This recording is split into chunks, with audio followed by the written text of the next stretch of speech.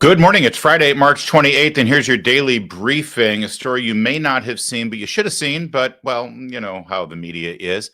Jon Stewart and Ezra Klein, diehard liberals, right? Jon Stewart, comedian, I suppose, who hosts The Daily Show and spends most of his time on his platform hammering Fox News and Republicans and conservatives and Trump and, all that jazz. It's what we're used to in the left-leaning pop culture and media platforms. And then there's Ezra Klein. Now, Ezra Klein, if you don't know, is a kind of a D.C., Washington, Acela corridor favorite. He now writes for the New York Times. He used to be in the Washington Post. He was part of what was called the juice box mafia. These were young 20-something liberals who championed Barack Obama back there in the glory days of the Obama era, and basically carried water for him and his policies and all of the, how did Obama put it? The radical transformation of the United States of America. Yeah. Ezra Klein led the charge, celebrating and cheerleading for all the great things that Obama was going to do to remake us into a Western European socialist utopia. And well, now Ezra Klein's a little more seasoned, a little wiser, a little more experienced, and he's starting to see the light. Now, don't get me wrong. He recognizes that Washington, D.C. is broken, liberal policies and governments run by Democrats, liberal Democrats in our major cities and in Washington, D.C. have failed. The problem is his solution continues to be more big government. We just have to be better about it, right? He'll get there. I'm sure he'll get there. That said, here's Ezra Klein with a little more gray in his hair and Jon Stewart with nothing but gray in his hair on the Jon Stewart podcast, where Ezra Klein is promoting his new book that talks about failed liberal policies and how to mend them. And inadvertently, if you watch the portions of this interview that I'm going to share with you, they're actually doing the greatest commercial for DOGE, for the Department of Government Efficiency, for all of the things that Elon Musk is actually doing right now, that Ezra Klein and Jon Stewart and Democrats like them are railing against and lying about and demonizing. Well, they're actually telling you exactly why what Musk, Trump, and DOGE is doing is absolutely necessary for our government to continue functioning. Take a look at this. They didn't want to just build it, Ezra. They wanted it back better. Maybe. Oh, wow. Man, that's there's something about throwing me back to that moment that hurts at this moment, right? Like the optimism, it was a simpler time. It was a simpler time. Yeah, but you make the point in the book, which I think is really interesting, that moment of optimism actually crystallized in some ways the failure.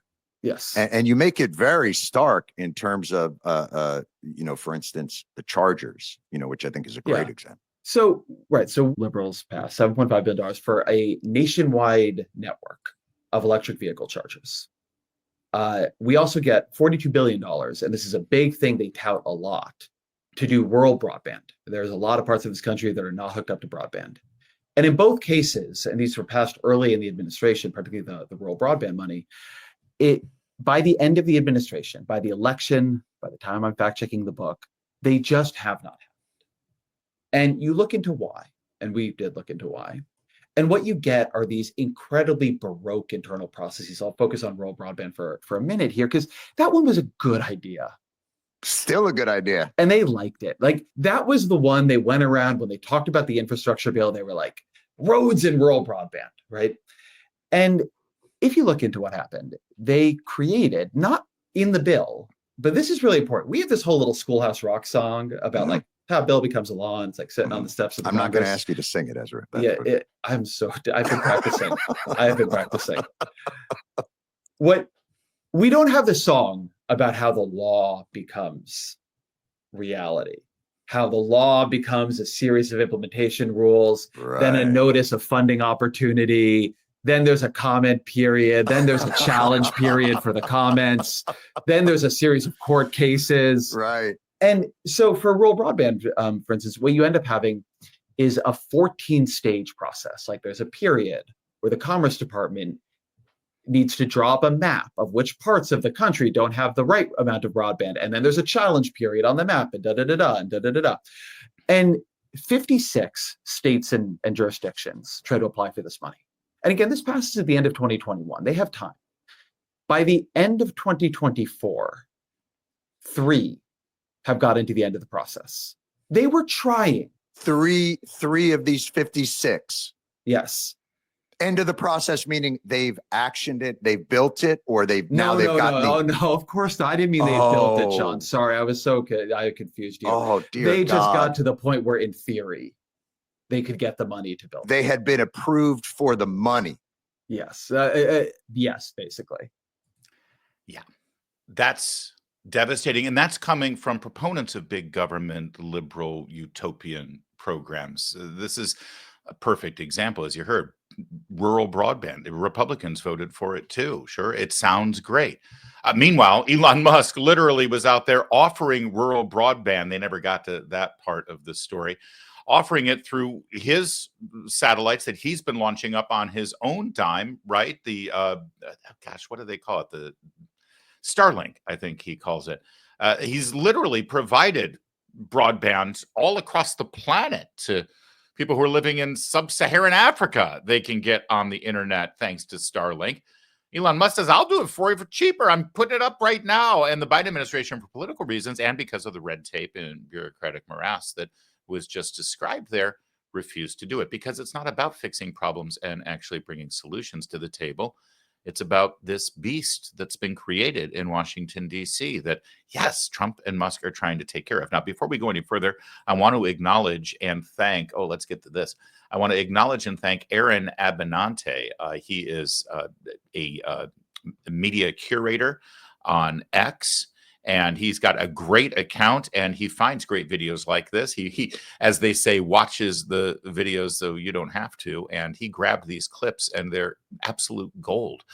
We move on to this clip. Now, this one's a little bit longer, but it's been described as the greatest commercial you'll ever see for DOGE. This is a longer story about what's broken in Washington, D.C., and I want you to watch it, listen to what they're saying, and shoot it through the prism of what Trump and Musk are doing right now that Democrats are opposing. They're demonizing. They're creating these cartoon caricatures of the people who are actually trying to make our government more efficient and free of fraud and abuse and criminal activity. I want you to think about what they're saying about the actual efforts to fix the problem in our federal government. Think about that while you hear these two liberals, these two people who are opposing what Musk and Trump are doing. Listen to what they have to say. Step 2, which all 56 state applicants completed, is states who want to participate must submit a letter of intent. After they do that, they can submit a request for up to $5 million in planning grants. Then the NTIA, step 4, has to review and approve and award, again, planning grants, not broadband grants, planning grants. And it's still at the NTIA. It's still at the first step. All right. So the NTIA must issue a NOFA within 180 days. States who want to participate must submit their letter of intent. Step 3, they can request up to $5 million in planning grants. Just planning. Just planning. Step 4, the requests are reviewed, approved, and awarded by the NTIA.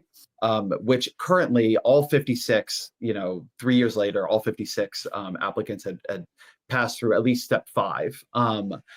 It took more than 3 years. So it's a long time.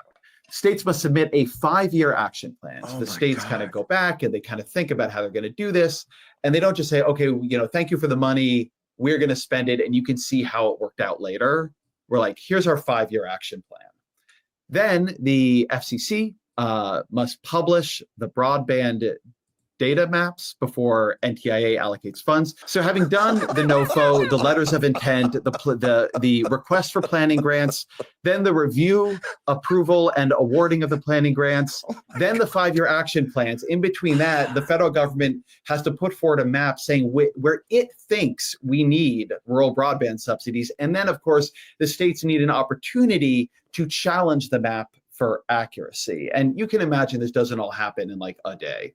Okay, so then the NTIA, step 7, has to use the FCC maps to make allocation decisions.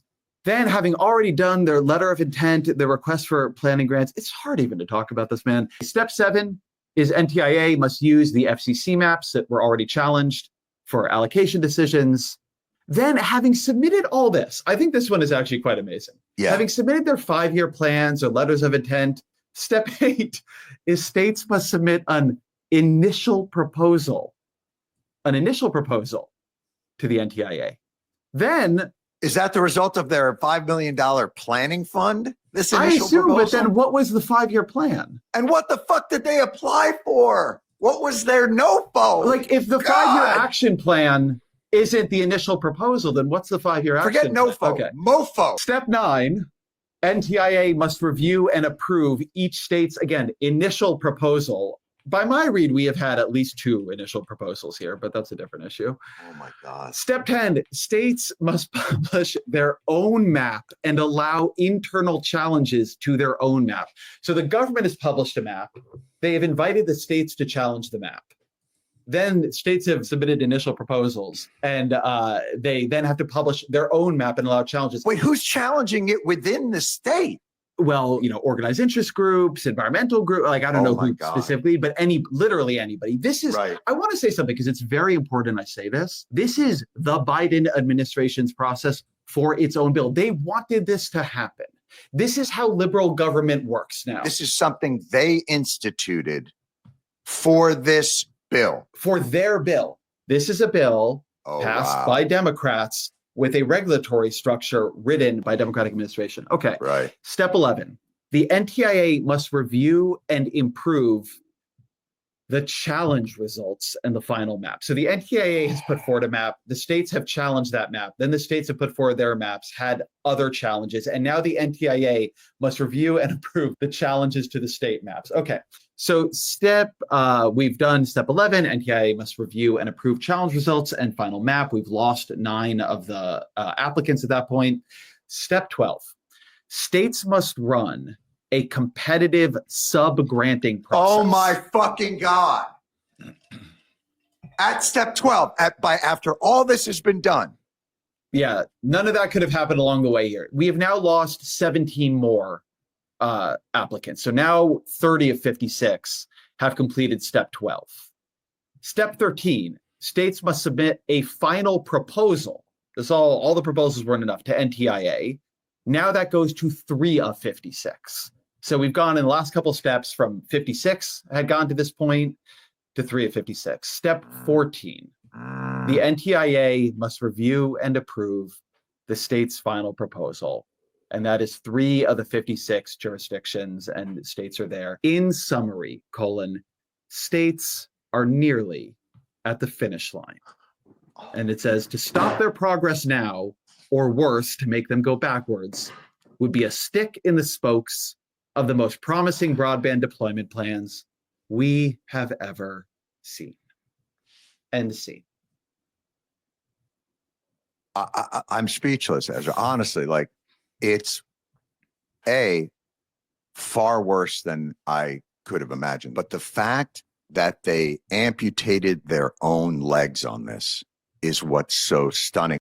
It's actually not stunning for those of us who have been watching how government works and how liberal Democrats work, because there's a level of arrogance here that they know best. By the way, championed by the likes of Ezra Klein, people like Ezra Klein, also in the interview. Actually, no, it was the interview that he did with Gavin Newsom, where he said, under the Obama administration, we had these 3 main goals, sharing healthcare information across the states and moving toward high-speed rail, I think was one of them. And there was another one.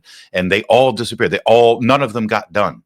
None of these great visionary progressive actions that we planned under Obama got done. And they still can't quite figure it out. They still don't realize that the way the government is constituted right now is designed to fail like this. It's designed to perpetuate itself. It's designed to just continue growing and growing and growing and get more money and get more money and get more money. And the fact that Ezra Klein was talking about this with Gavin Newsom on another podcast is remarkable, because Gavin Newsom has just asked for more billions of dollars for high-speed rail between what I believe is now Fresno and Bakersfield or something. I can't even remember what the route is. It was supposed to be LA to San Francisco. It was proposed 20 years ago. It's never been done. It's like 10 times more expensive than it ever was. And it will never get done. Never get done in a way that is actually useful or anyone cares about. If you really want high-speed rail, what you should do is get out of the way and let a private company come in and do it. Do you know why a private commercial-based company has never proposed high-speed rail in the United States of America? Because those companies know that it's a losing proposition. Because they know the fact of the matter is we have a pretty easy, robust airline network. Commercial airliners can move people pretty quickly back when you might not like flying, you might not like that. And by the way, as air travel gets more expensive and as the process becomes more cumbersome and as people don't like it, then that's where alternatives will start finding their way into the marketplace. And if the government thinks they want to move that along for one reason or another, that's fine. The problem is that all of these rail projects are not proposed because they're accommodating what the market needs or wants or demands. They're being put forth because of the false promise of climate change issues and cutting carbon emissions. And sorry, that's not real market-based demand. That's not how it works.